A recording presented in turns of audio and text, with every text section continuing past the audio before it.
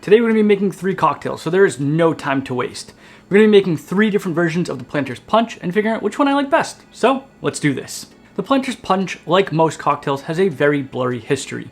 Some people think that it came from the Planter's Hotel in Charleston, South Carolina, but in reality, it's more likely that it actually came from the island of Jamaica. You see, it makes sense if it came from the island of Jamaica, because on Jamaica there is a nursery rhyme that goes something like this: 1 of sour, 2 of sweet, 3 of strong, 4 of weak, and a little bit of spice to make everything nice.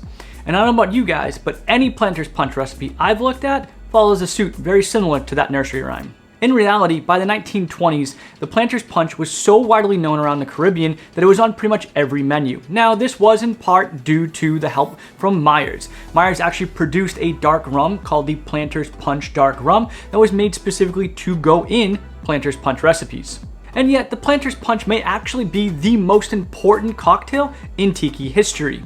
And that's due in fact because without it, Donn Beach may not have ever made his rum rhapsodies, or later to be known as Tiki cocktails, because his rum rhapsodies were actually mostly based on that nursery rhyme and on the Planter's Punch format. So without it, Tiki may not even exist nowadays. So thanks, Planter's Punch.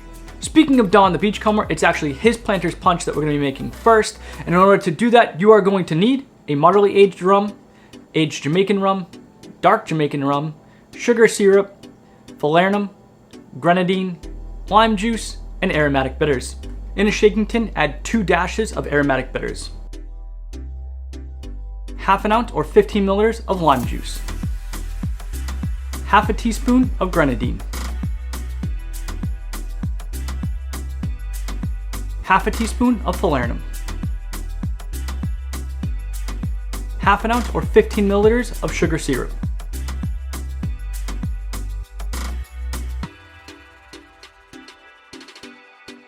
half an ounce or 15 milliliters of dark Jamaican rum,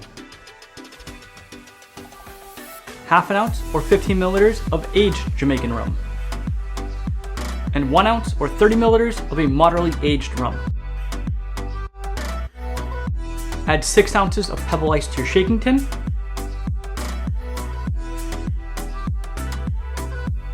and flash blend for 5 seconds. Grab a chilled Collins glass, and open pour in.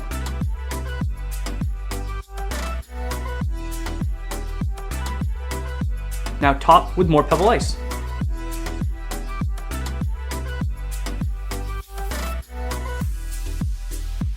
And there you have Donn the Beachcomber's Planter's Punch. Now, I'm actually not going to be trying these individually. I'm going to be trying these side by side, so let's move on to the next one. Next up, we have Stephen Remsberg's Planter's Punch. Now, Stephen had one of the world's largest rum collections before his passing. And in fact, he actually told to Jeff Berry in an interview that he had spent 20 years trying to perfect his Planter's Punch. In order to make his Planter's Punch, you are going to need dark Jamaican rum, sugar syrup, lime juice, and aromatic bitters. We're going to be building this one in the glass, so grab a chilled Collins glass.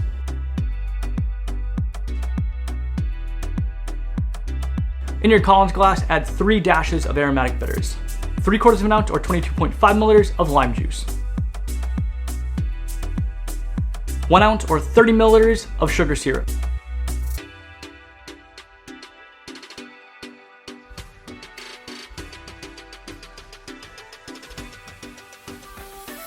and 3 ounces or 90 milliliters of a dark Jamaican rum. Stephen originally specs Caruba, so that's what we're going with. Drop your swizzle stick into the glass and fill with pebble ice. Now swizzle until chilled and diluted.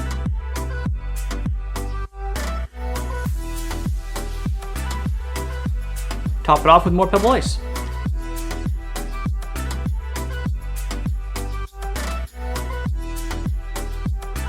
And then we have Stephen Remsberg's Planter's Punch. But wait, we still have one more. On to the last one. So last but certainly not least is a cocktail that I've actually already done on this channel during the Appleton Punch episode, and that is the Smugglers Cove Planter's Punch. So let's whip one up so we can compare all 3. To make the Smugglers Cove Planter's Punch, you are going to need aged Jamaican rum, Allspice Dram, Demerara syrup, lime juice, and aromatic bitters. In a shaking tin, add 2 dashes of aromatic bitters, 1 ounce or 30 milliliters of lime juice, 3/4 of an ounce or 22.5 milliliters of Demerara syrup.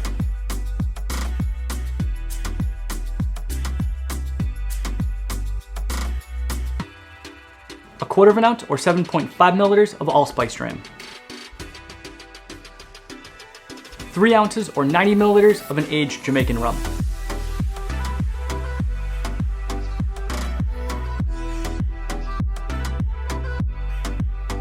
Add 12 ounces of Pebble Ice to your shaking tin.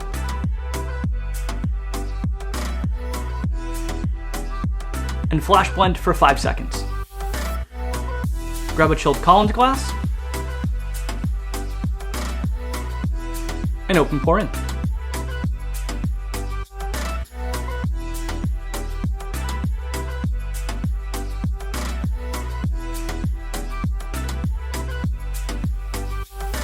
And there you have the Smugglers Cove Planter's Punch. All right, so now that I have all three in front of me, let's taste them side by side. I'm gonna go with my left or your right, starting with the Donn the Beachcomber, which we made first, moving on to the Stephen Remsbergs, and then finally the Smugglers Cove. So let's give the Donn the Beachcomber a taste. It's good. It's definitely got some spice in it. The rums are a little lost. Yeah, it's okay. Stephen Remsberg's. I mean, it's definitely tart. And honestly, for having 3 ounces of booze in it, it doesn't sip like that. It sips much more diluted and thinned out, which isn't a bad thing. I'm not saying that it's overly diluted or overly thin.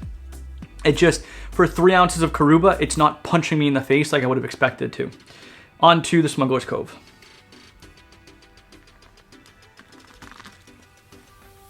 Okay. This one is deep and rich, much like my tasting notes from the first Smugglers Cove Planter's Punch that we did with the Appleton Punch. It's a little on the sweet side for me. That rich Demerara syrup at 3/4 of an ounce could probably be dialed back to 1/2 ounce or maybe like a 5/8. It's just a little, it reads a little sweet to me. Could also be because of the Appleton that I'm using, but so which one do I like the best? Let's give them one more taste through and then I'll decide.